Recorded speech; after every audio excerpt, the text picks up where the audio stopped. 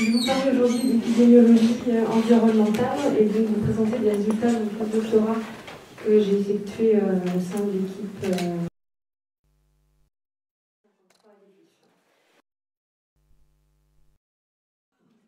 J'imagine que la plupart d'entre vous ont déjà entendu parler du bisphénol A, mais pour faire un bref rappel, il s'agit d'un composé chimique de synthèse qui est utilisé dans la production industrielle de matières plastiques, un plastique rigide qu'on appelle le polycarbonate, et également de résine époxy.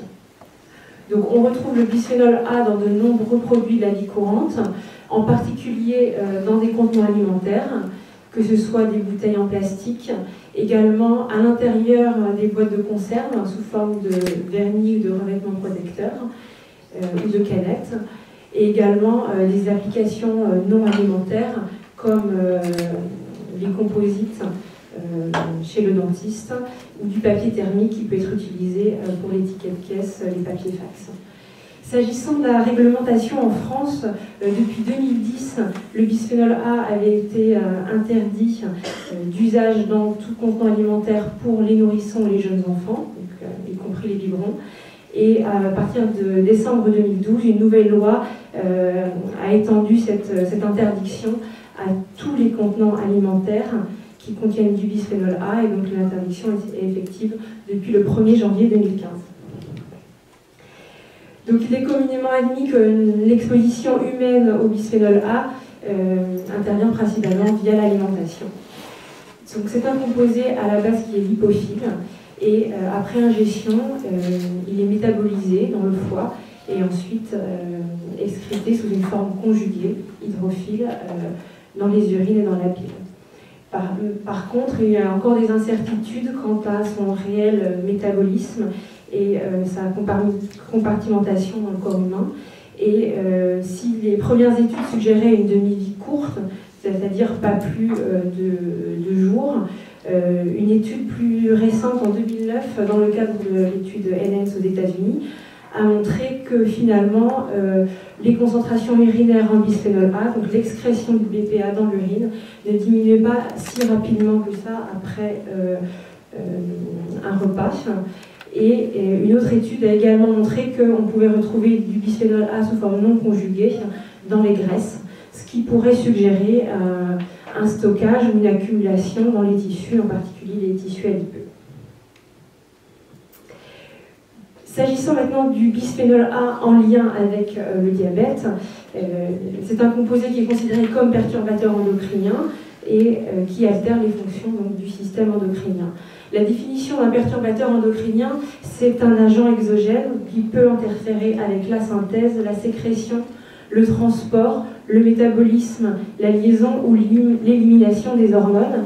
Et dans le cas du bisphénol A, ça va être avec la liaison, puisqu'il présente des analogies au niveau structural avec l'estradiol et va pouvoir se fixer à des récepteurs aux œstrogènes.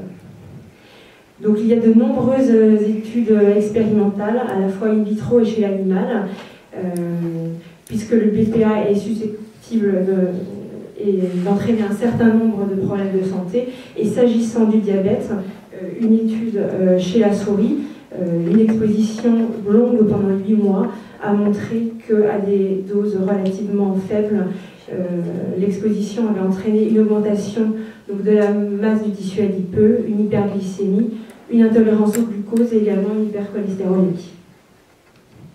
S'agissant maintenant des données humaines, il y a un certain nombre d'études transversales qui ont été conduites jusqu'à maintenant et qui ont conclu principalement sur une association positive et significative entre les niveaux urinaires en bisphénol A et le statut diabétique, donc mesure de la maladie et de l'exposition réalisée au même moment. Donc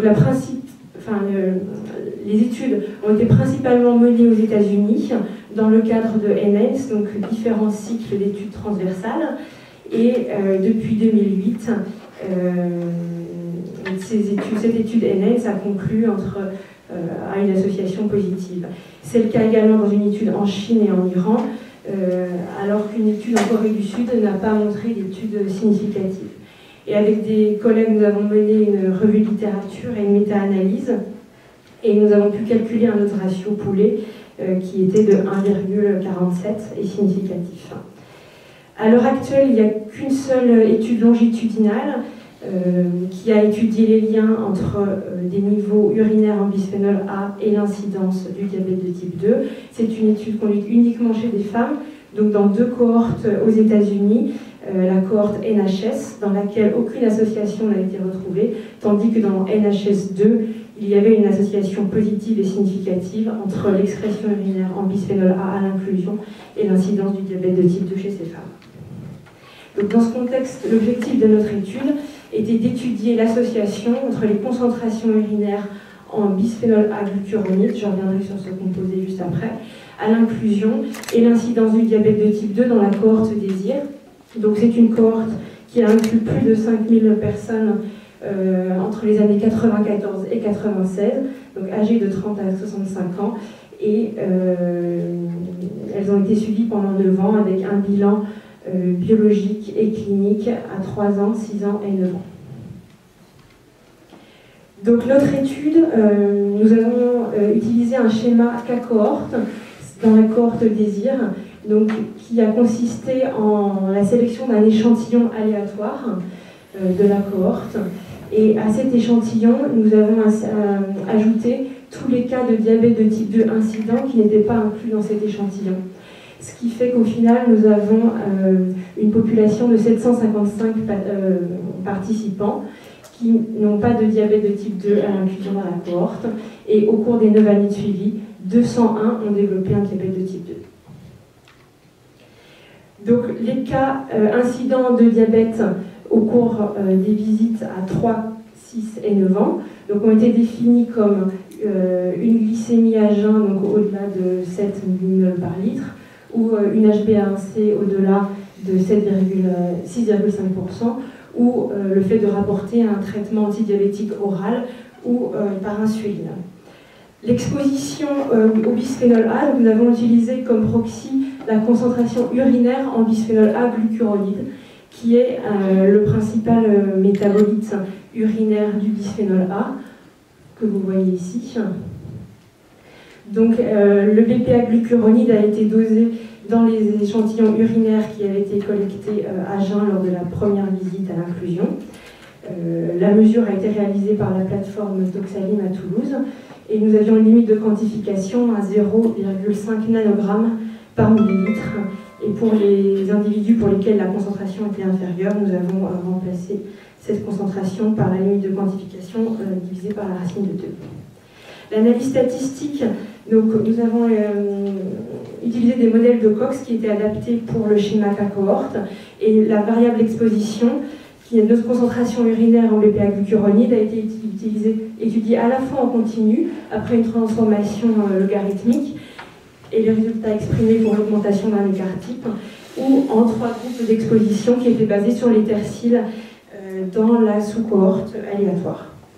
Et pour les variables d'ajustement du modèle, nous avons sélectionné ces variables par un DAG, et ce qui est important aussi d'ajuster sur la concentration urinaire en créatinine, qui permet de tenir compte de la dilution urinaire et du fait que toutes les urines des différents participants ne sont pas diluées de la même façon.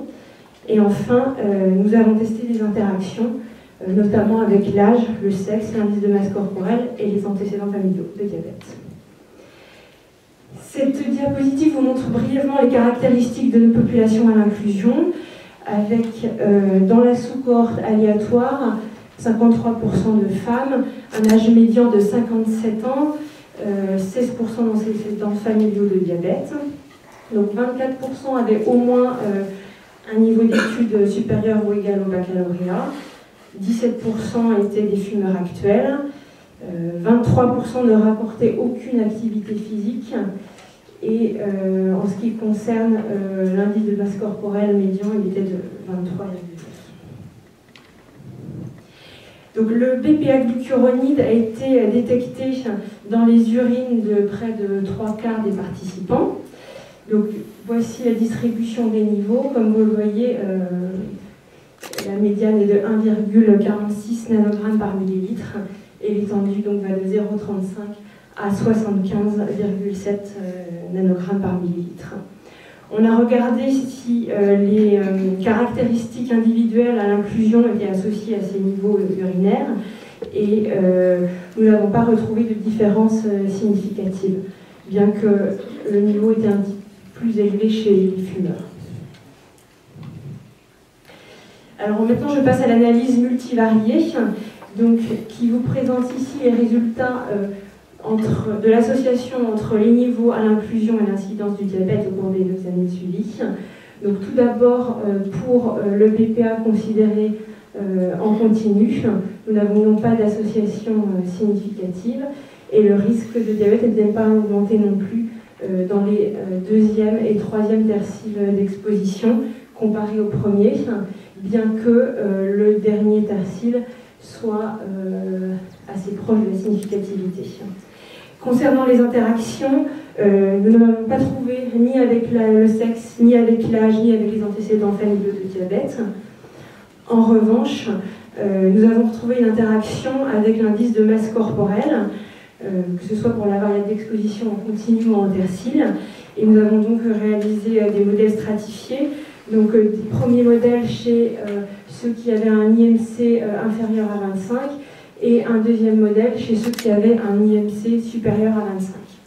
Donc chez les participants de poids normal, on observe que ce soit en continu ou en tercile, l'exposition au bisphénol A n'était pas significativement associée à l'incidence du diabète.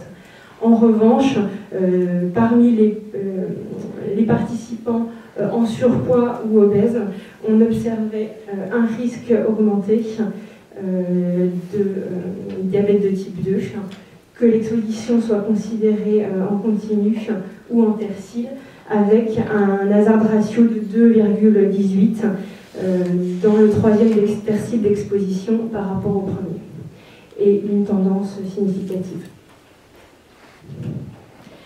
Donc, pour discuter de nos résultats, rapidement. Donc, c'est la 2e étude prospective sur les liens entre exposition au bisphénol A et incidence du diabète, et la première étude qui inclut aussi des sujets masculins.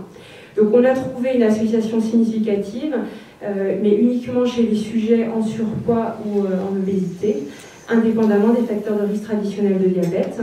Et ces résultats sont cohérents avec 2 autres études qui ont montré également une association chez ces sujets-là, que ce soit pour le prédiabète ou le diabète. Et l'hypothèse qu'on peut émettre à ce stade, c'est que ces patients pourraient être davantage exposés au bisphénol A s'il y a effectivement une accumulation corporelle. Concernant l'évaluation de notre exposition, le point fort serait l'utilisation du BPA glucuronide parce que, s'agissant d'un métabolite, il n'y a pas de risque de contamination externe par l'utilisation de matériaux en plastique, que ce soit durant le prélèvement urinaire ou la mesure biologique. Par contre, le bisphénol A n'est pas censé être un contaminant persistant et nous n'avons qu'une seule mesure urinaire, ce qui peut entraîner un biais de classification car la concentration peut varier pour une personne donnée d'un jour à l'autre et d'une heure à l'autre dans la journée en fonction de son alimentation. Donc on devra utiliser des mesures répétées pour confirmer ce résultat.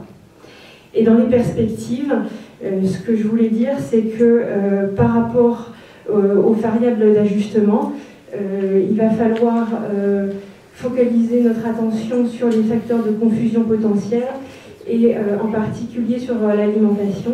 Parce que Guy et Hélène parlaient tout à l'heure des boissons sucrées, par exemple, qui, en canette ou en bouteille en plastique, sont susceptibles d'exposer au bisphénol A et également ont été montrés comme associés au risque de diabète et d'obésité. Parce que dans la revue de littérature qu'on a publiée, on a montré que 7 études sur 9 n'avaient pas ajusté leurs résultats sur des variables alimentaires. Et je conclurai aussi en disant qu'il serait important que les études épidémiologiques s'intéressent maintenant aux composés potentiellement substituts du bisphénol A, puisque, comme je vous l'ai montré, il est interdit en France et de plus en plus des produits vont se développer sans BPA, mais avec potentiellement d'autres perturbateurs endocriniens qui vont les remplacer, comme le bisphénol S et le F. Merci de votre attention.